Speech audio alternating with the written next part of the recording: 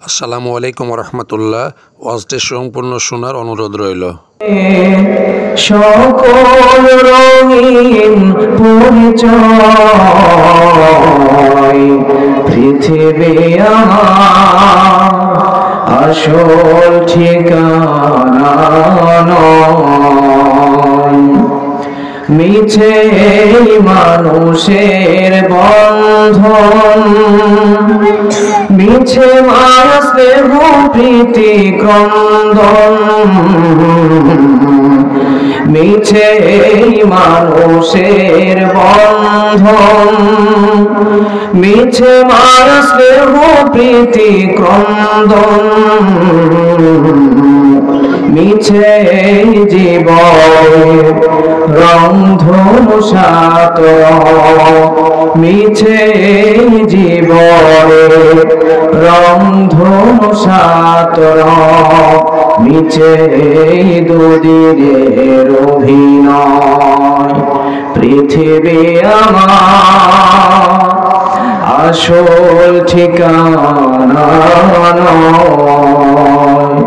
মরণ একদিন মুছে দেবে সকল রঙিন পরিচয়।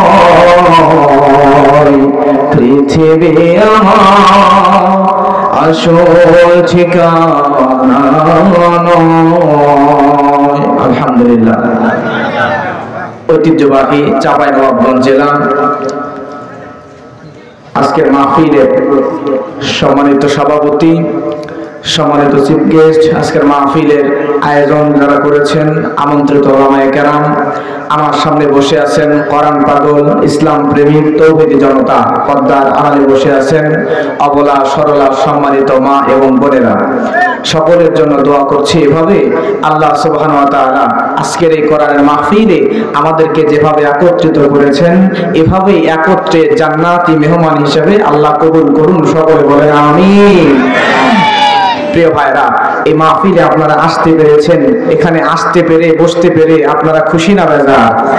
যারা হয়েছেন খুশি, মুখে নিয়ে হাসি, আওয়াজ দিয়ে বেশি উঁচু করে কাল্লা চিৎকার দিয়ে বলেন তো সুবহানাল্লাহ।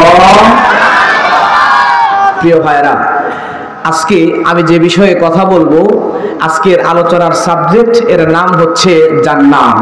নাম কি?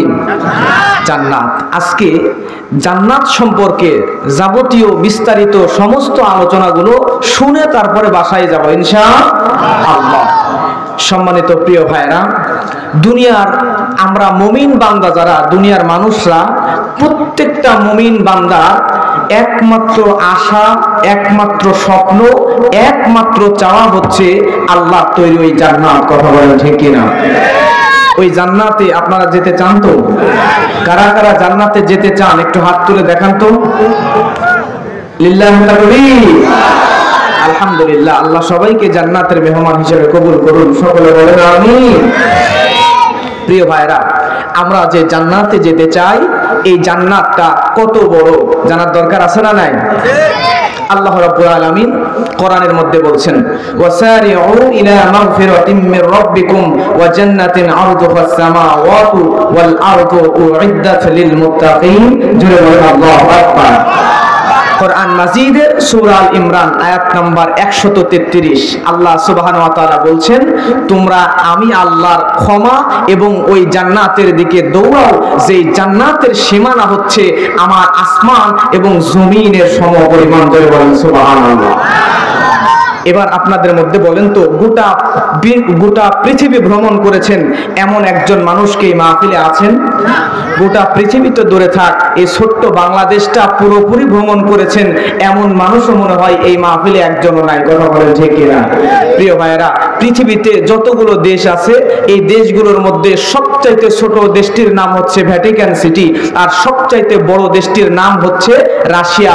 এই রাশিয়ার ভ্যাটিকান সিটির মধ্যে ছোট আর বড় যে দেশগুলো আছে, এই দেশগুলোর মধ্যে অন্যতম বড় বড় দেশগুলোর মধ্যে একটা হচ্ছে আমেরিকা, একটা রাশিয়া, চায়না, ভারত। এই দেশগুলো মোটামুটি বড়।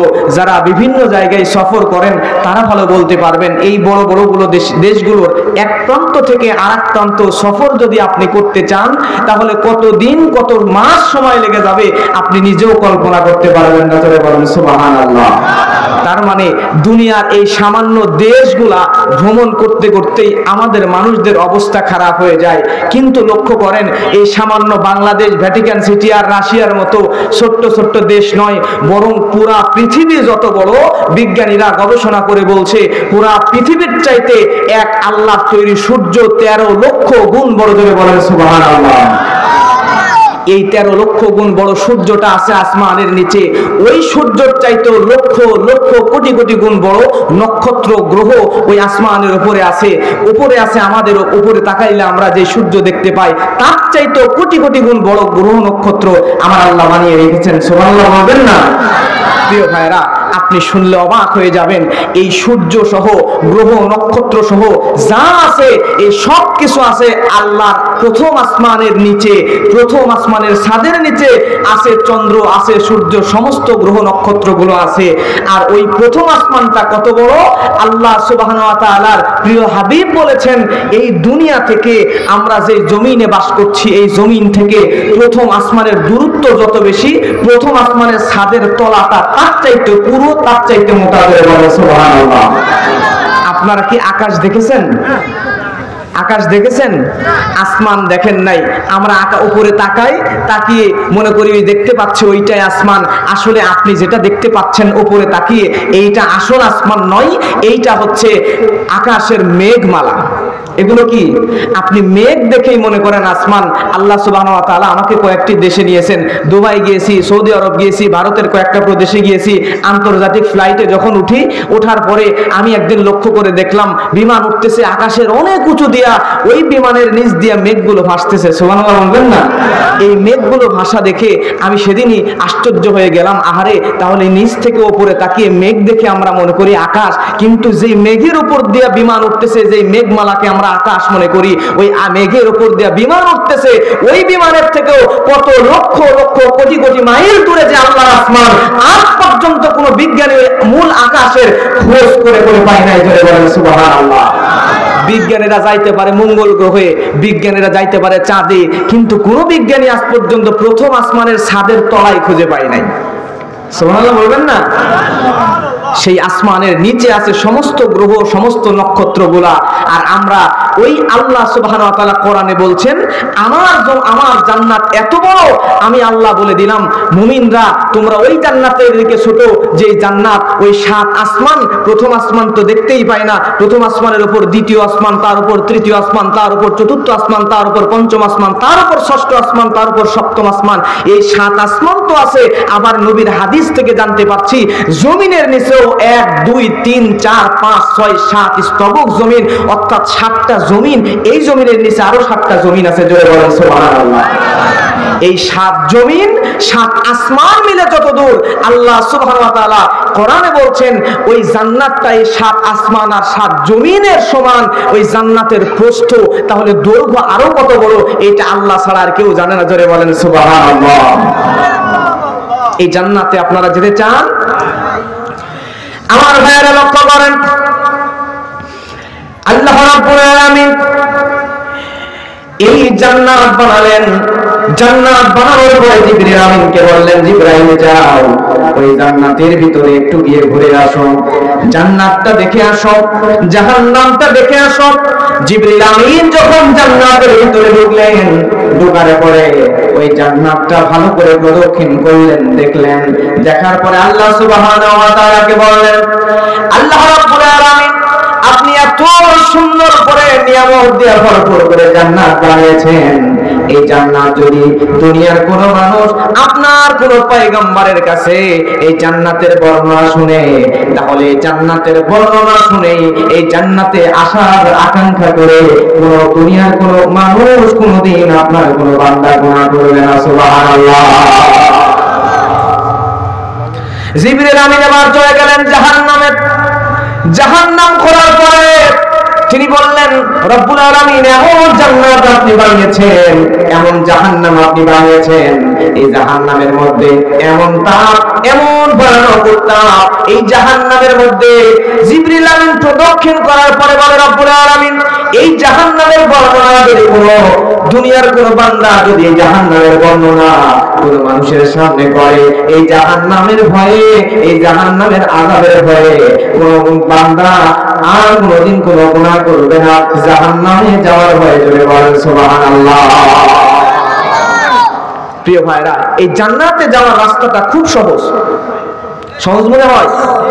জান্নাতে যাওয়ার রাস্তাটা বড়ই কঠিন, কাঁটা দিয়া পরিপূর্ণ। আর জাহান্নামে যাওয়ার রাস্তাটা বড়ই মসৃণ, বড়ই সহজ। সহজেই জান্নাতে যাওয়া যায়, কিন্তু সহজেই জাহান্নামে যাওয়া যাবে, কিন্তু জান্নাতে যাওয়াটা একটু কষ্টকর। কারণ হলো আল্লাহর নবী বলছেন, হুফফাতুল জান্নাতু বিল মাকারিম ওয়া হুফফাতুন নারু বিশ শাহাওয়াত।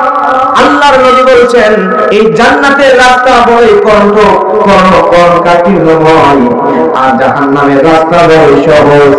কারণ হলো প্রিয় ভাইরা আমার, আল্লাহ রাব্বুল আলামিন জিবরাইলকে বললেন, জিবরাইল তুমি জাহান্নামের ভিতরে দেখলা, জান্নাতের ভিতরে দেখলা, কিন্তু তুমি জান্নাত আর জাহান্নামের বাহিরের রাস্তা দেখো নাই, বাইরে থেকে একটু দেখে আসো। জিবরাইল আমিন গিয়ে দেখলেন জান্নাতের রাস্তাটা এত কাঁটা যুক্ত, এত ভয়ানক রাস্তা, সহজে জান্নাতে যাওয়া যাবে না। কিন্তু জাহান্নামের রাস্তাটা বড়ই সহজ, জাহান্নামে সহজেই মানুষ ঢুকতে পারে। আমাদের সমাজে আপনারা বলবেন, আপনি আমি যদি A+ পাইতে চাই, A+ পাইতে চাইলে আপনাকে আমাকে কঠোর পরিশ্রম করা লাগে কি লাগে না? বহু পরিশ্রম করা লাগে, অনেক কষ্ট করা লাগে, অনেক কষ্টের বিনিময়ে কিন্তু আপনি A+ পান। আর যদি আপনি ফেল করতে চান তাহলে কোনো পরিশ্রম করা লাগে? ফেল করার জন্য কোনো পরিশ্রম করা লাগে না, কিন্তু A+ পাওয়ার জন্য বহু পরিশ্রম করতে হয়। ঠিক তেমন করে আপনি যদি জান্নাতে যেতে চান তাহলে আপনাকে পরিশ্রম করতে হবে, আর যদি জাহান্নামে যেতে চান তাহলে কোনো পরিশ্রমের দরকার নাই, আপনি বিনা পরিশ্রমে জাহান্নামে চলে যেতে পারবেন। কথা বলেন ঠিক কিনা? এই জান্নাতের মধ্যে আল্লাহ রাব্বুল আলামিন জান্নাতীদেরকে কেমনে জান্নাতে নেবেন? সূরা জুমারের মধ্যে আল্লাহ বলছেন, وَسِيقَ الَّذِينَ اتَّقَوْا رَبَّهُمْ إِلَى الْجَنَّةِ زُمَرًا حَتَّى إِذَا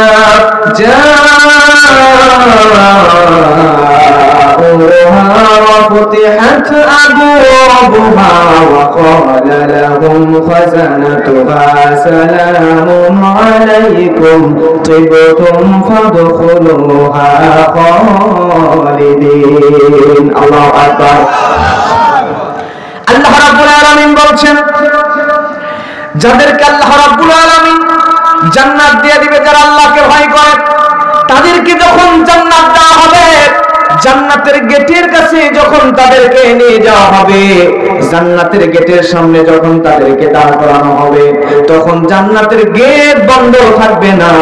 ওই বান্দাদের জন্য জান্নাতের গেট, জান্নাতের দরজা উন্মুক্ত করে রাখা হবে। শুধু তাই নয়, তারা যখন জান্নাতের দরজার কাছে আসবে তখন আল্লাহ রাব্বুল আলামিন বলেন, ফেরেশতারা, জান্নাতের রক্ষী ফেরেশতারা ওই জায়গায় দাঁড়ায় থাকবে, আর জান্নাতীদেরকে ডাক দিয়ে বলবে, জান্নাতীরা সালাম তোমাদেরকে সালাম। জোরে বলেন সুবহানাল্লাহ। সালাম দেওয়ার পরে জান্নাতীদেরকে বলবে, রে জান্নাতীরা, তোমরা এখন জান্নাতে প্রবেশ করো। একদিন দুই দিনের জন্য নয়, বরং অনন্তকালের জন্য, আজীবনের জন্য চিরস্থায়ী সুখের স্থান জান্নাতের মধ্যে প্রবেশ করো। সুবহানাল্লাহ। अमल से जिंदगी बनती है, अमल से जिंदगी बनती है, ए जन्नत भी ए जहन्नम भी, ए खाकी अपनी फितरत है ना नारी ना नूरी। আমল দিয়া জীবন তৈরি হয়, আমল দিয়া মানুষের জীবন গঠন হয়। এই মানুষের জীবন জান্নাতের নূর কিংবা জাহান্নামের আগুন দিয়ে তৈরি হয় না।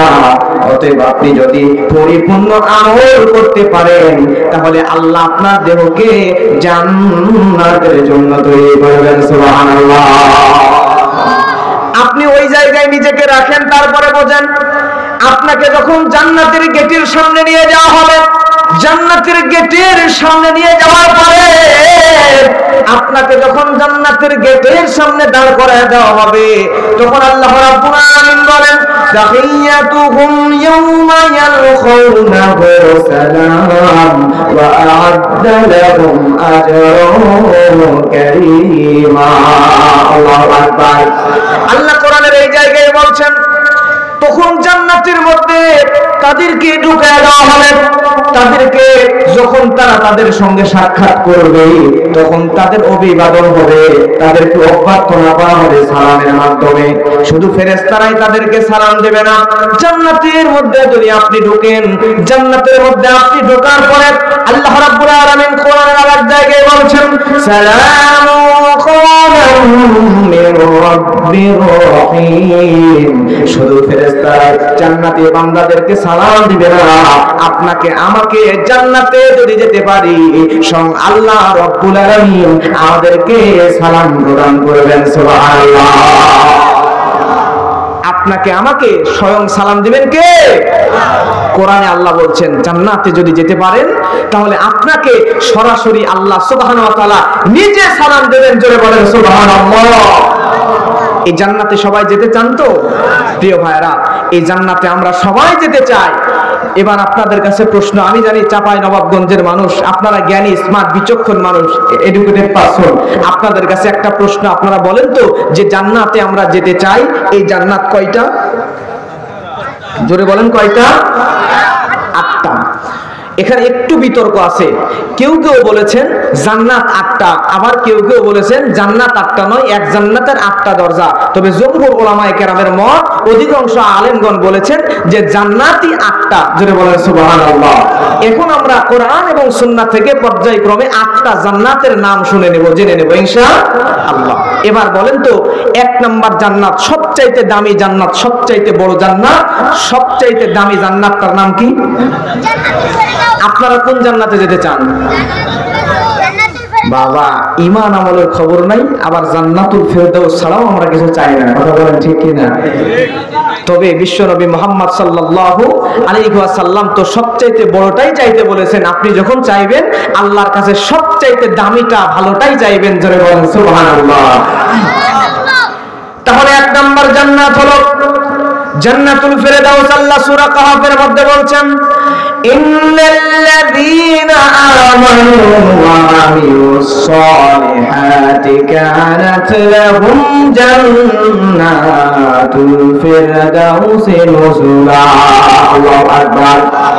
যারা বিশ্বাস স্থাপন করে, যারা মুমিন বান্দা এবং যারা সৎ কর্ম করে, তাদের অভ্যর্থনার জন্য আমার আল্লাহ রাব্বুল আলামিন সবচাইতে দামি জান্নাত, জান্নাতুল ফেরদাউসের ব্যবস্থা করে রেখেছে। শুধু ঈমান আনতে হবে, মুমিন বান্দা হতে হবে, আর সৎ কাজ করতে হবে, তাহলেই আপনার জন্য রয়েছে জান্নাতুল ফেরদাউস। এবার 2 নাম্বার জান্নাত, জান্নাতুল আদন। কি নাম? প্রিয় ভাইরা, আমি কিন্তু এখানে ক্যাসেট মুখস্থ করে ওয়াজ করতে আসি নাই। আপনাদের সামনে হয়তোবা আমি 1 থেকে 1.5 ঘন্টায় একটা বিষয় নিয়ে কথা বলছি, কিন্তু এই একটা বিষয় আপনার সামনে আমি 1.5 ঘন্টার মধ্যে বলে দিচ্ছি। কিন্তু এইটা রেডি করতে, কোরআন হাদিস বিভিন্ন কিতাব মোতালা করতে গিয়া, বিভিন্ন কিতাব স্টাডি করতে গিয়া আমার এই একটা বিষয় রেডি করতে প্রায় 3 থেকে 4 মাস সময় লাগে। 3 মাসের পরিশ্রম আমি আপনাকে 1.5 ঘন্টায় দিচ্ছি। আজকেও, গতকালকেও এই সাবজেক্টের উপর আমাকে 2 ঘন্টা পড়াশোনা করতে হয়েছে। তাহলে আমি এত পরিশ্রম করছি, 2-3 মাস এক বিষয়ের উপর পরিশ্রম করে 3 মাসের ফসল, পরিশ্রমের ফসল আপনাকে আমি 2 ঘন্টার মধ্যে দিয়ে দিচ্ছি। তারপরে যদি আপনি আমার দিকে মনোযোগ আকর্ষিত না করে, আপনি যদি গুরুত্ব না দেন, তাহলে কিন্তু আমি কষ্ট পাবো।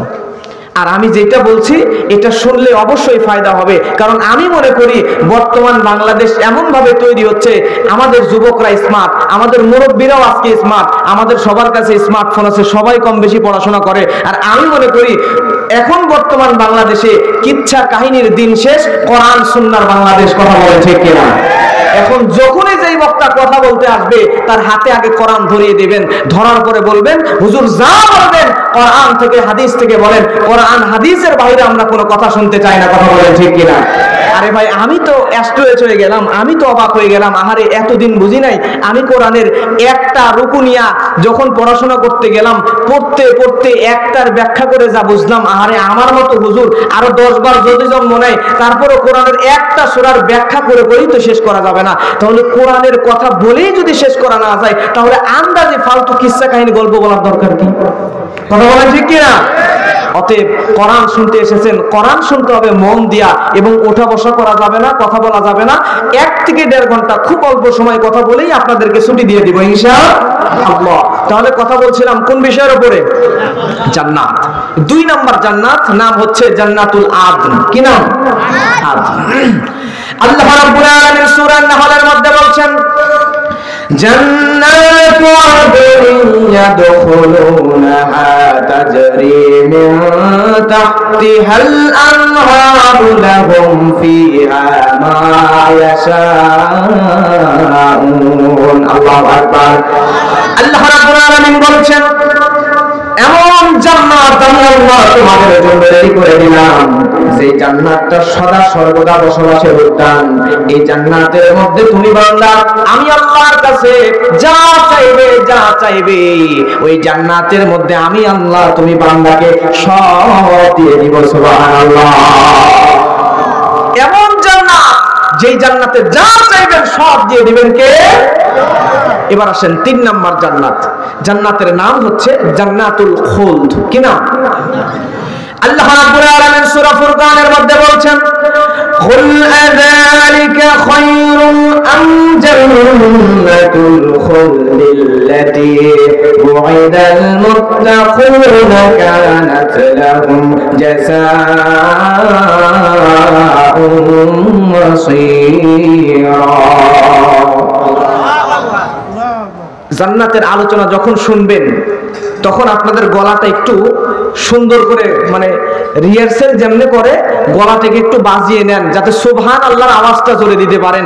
জান্নাতের আলোচনা শুনে যদি সুবহান আল্লাহর আওয়াজ মুখ দিয়ে জোরে বের না হয়, তাহলে আমি মনে করব আপনার চাইতে কৃপণ ব্যক্তি আর কেউ নাই। সুবহান আল্লাহ জোরে বলা যাবে তো ইনশাআল্লাহ? আমার ভাইরা, সূরা ফুরকানের মধ্যে আল্লাহ বলছেন, হে নবী আপনি আমার বান্দাদেরকে জানিয়ে দেন, এই জান্নাত এমন একটা জান্নাত, যে জান্নাত মুমিন বান্দাদের বসবাসের জান্নাত, যে জান্নাতের সুসংবাদ দিয়ে দিয়েছি আমি আল্লাহ ওই মুমিন বান্দাদেরকে। সুবহানাল্লাহ। এই জান্নাতটাকে আল্লাহ অলরেডি বানিয়ে রেখেছেন আমাদের জন্য। সুবহানাল্লাহ বলবেন না? এরপরে সিরিয়াল নাম্বার 4। কত নাম্বার? আল্লাহ রাব্বুল আলামিন বলছেন, ইন্নাল্লাযীনা আমানু ওয়া আমিলুস সালিহাতি লাহুম জান্নাতুন নাঈম। আল্লাহু আকবার। 4 নাম্বার হলো জান্নাতুন নাঈম। আল্লাহ রাব্বুল আলামিন বলেন, যারা সৎ কাজ করে সেই বান্দাদের জন্য, যারা ঈমান আনয়ন করে সেই বান্দাদের জন্য আমি আল্লাহ রাব্বুল আলামিন এমন জান্নাতের ব্যবস্থা করে দিয়েছি, যে জান্নাতের মধ্যে আমি আল্লাহ নিয়ামত দিয়ে ভরপুর করে দিয়েছি। সুবহানাল্লাহ। এরপরে 5 নাম্বার জান্নাতের নাম হলো জান্নাতুল মাওয়া। কি নাম? আল্লাহ রাব্বুল আলামিন সূরা সাজদার মধ্যে বলছেন, আম্মাল্লাযীনা আমানু ওয়া আমিলুস সালিহাতি ফালাহুম জান্নাতুল মাওয়া নুজুলাম বিমা কানু ইয়ামালুন। আল্লাহ রাব্বুল আলামিন বলছেন, যারা ঈমান আনে এবং সৎকর্ম করে তাদের আপ্যায়ন স্বরূপ, তাদের জন্য আমি আল্লাহ আপ্যায়ন স্বরূপ এমন একটা জান্নাত বানিয়েছি, যে জান্নাতের নাম হলো জান্নাতুল মাওয়া। এরপরে 6 নাম্বার জান্নাতু দারুস সালাম। আল্লাহ রাব্বুল আলামিন সূরা নামের মধ্যে বলছেন, লাহুম দারুস সালাম ইনদা রাব্বিহিম ওয়া হুয়া ওয়ালিয়ুহুম বিমা কানু ইয়ামালুন। আল্লাহ রাব্বুল আলামিন বলছেন, তাদের জন্য তাদের রব অর্থাৎ আমি আল্লাহর কাছে রয়েছে নিরাপত্তার একটা গৃহ, এমন একটা জান্নাত, যে জান্নাতের মধ্যে যেই বান্দা একবার যাবে তাকে আমি আল্লাহ রাব্বুল আলামিন নিরাপত্তার চাদর দিয়ে আবৃত করে রাখবো। দুনিয়াতে আপনার বাড়িতে হামলা হতে পারে, আপনাকে আঘাত করতে পারে, কিন্তু আল্লাহ এমন একটা জান্নাত বানিয়ে রেখেছেন যে জান্নাতের মধ্যে আপনাকে যদি একবার ঢুকায় দেওয়া হয় তাহলে জান্নাতের ভিতরে কেউ আপনাকে কোনো রকম আঘাত করতে পারবে না, কষ্ট দিতে পারবে না। সরাসরি আল্লাহ রাব্বুল আলামিন আপনাকে আজীবনের জন্য নিরাপত্তা দান করবেন ওই জান্নাতে। এই জান্নাতের নাম হলো জান্নাতুল দারুস সালাম। এরপরে সিরিয়াল নাম্বার 7। কত নাম্বার?